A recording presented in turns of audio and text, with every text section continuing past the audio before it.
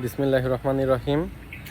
আজকে কথা বলতে চাচ্ছিলাম মেহমানদারির ব্যাপারে। যদি আপনার বাসায় কোনো মেহমান আসে, হ্যাঁ, এবং আপনি যদি আল্লাহ রাজি খুশির ইচ্ছায় বা আল্লাহ রাজি খুশির জন্য যদি আপনি তার জন্য পর্যাপ্ত পরিমাণে মেহমানদারি করেন ইনশাআল্লাহ তাআলা, তো আল্লাহ পাক রব্বুল ইজ্জত আপনার মালে বরকত দিবে ইনশাআল্লাহ তাআলা।